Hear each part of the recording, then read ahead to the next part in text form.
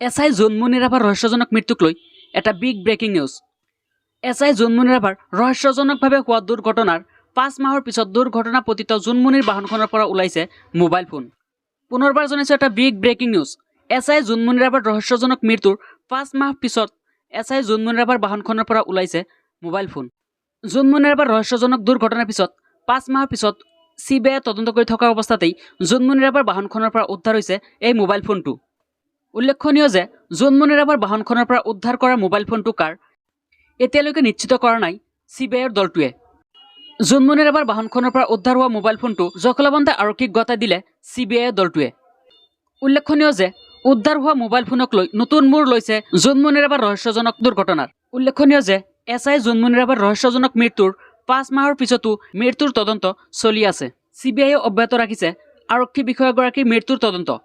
প্ৰথমে এই গোচৰৰ তদন্তৰ ভাৰ চিআইডিক দিয়া হৈছিল, কিন্তু পৰৱৰ্তী সময়ত চিআইডিৰ পৰা তদন্তৰ দায়িত্ব অৰ্পণ কৰা হৈছিল চিবিআইক, আৰু তাৰ পিছৰে পৰা জোনমণি ৰাভাৰ মৃত্যুৰ ঘটনাৰ তদন্ত কৰিছে চিবিআইয়ে।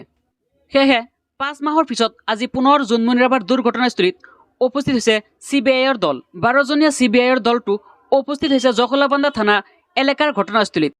ঘটনাস্থলীত চিবিআই উপস্থিত হৈ এখন কণ্টেইনাৰ আৰু এক্সপ্ৰেছ বাহনো সাজু কৰি ৰাখিছে চিবিআইৰ দলটোৱে।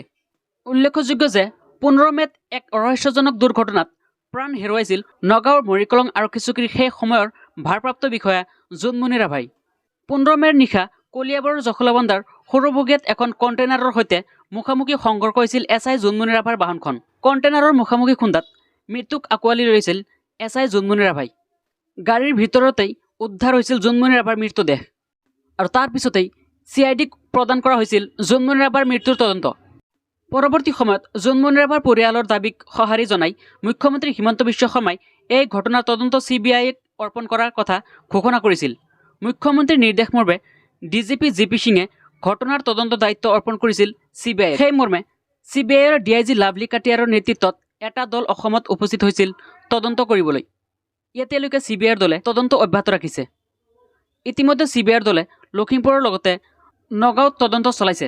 আজি পুনৰ জোনমণি ৰাভাৰ দুৰ্ঘটনাস্থলীত উপস্থিত হৈছে চিবিআইৰ দলটোৱে। জোনমণি ৰাভাৰ ৰহস্যজনক দুৰ্ঘটনাস্থলীত চিবিআই উপস্থিত হৈ ক্ষীপ্ৰ গতিত চলাইছে তদন্ত প্ৰক্ৰিয়া, আৰু এছআই জোনমণি ৰাভাৰ ৰহস্যজনক মৃত্যু হোৱা বাহনখনৰ পৰা আজি 5 মাহৰ পিছত চিবিআইৰ দলটোৱে এটা মোবাইল উদ্ধাৰ কৰিবলৈ সক্ষম হৈছে। জোনমণি ৰাভাৰ বাহনখনৰ পৰা উদ্ধাৰ হোৱা মোবাইল ফোনটো এতিয়ালৈকে নিশ্চিত কৰা হোৱা নাই যে মোবাইল ফোনটো কাৰ।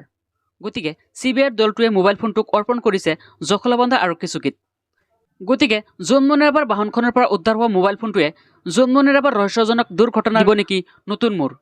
জোনমণি ৰাভাৰ ৰহস্যজনক মৃত্যুৰ পিছত পোহৰলৈ আহিছিল বহুতো ন তথ্য। জোনমণি ৰাভাৰ বাহনখনৰ পৰা উদ্ধাৰ হোৱা মোবাইল ফোনটো দিব নেকি নতুন নতুন তথ্য। জোনমণি ৰাভাৰ ৰহস্যজনক মৃত্যুৰ ভেদ কৰিব পাৰিব নেকি জোনমণি ৰাভাৰ বাহনখনৰ পৰা উদ্ধাৰ হোৱা মোবাইল ফোনটোৱে। জোনমণি ৰাভাৰ বাহনখনৰ পৰা উদ্ধাৰ হোৱা মোবাইলটোৱে ভেদ কৰিব নেকি এয়া জোনমণি ৰাভাৰ ৰহস্যজনক মৃত্যু আছিল, নে আচলতে জোনমণি ৰাভাৰ দুৰ্ঘটনা সংঘটিত হৈছিল, নে জোনমণি ৰাভাই নিজে আত্মহত্যা কৰিছিল। এই সকলোবোৰ ৰহস্য ভেদ হ'ব পাৰে এছআই জোনমণি ৰাভাৰ দুৰ্ঘটনা পতিত বাহনখনৰ পৰা উদ্ধাৰ হোৱা মোবাইল ফোনটোৰ পৰা।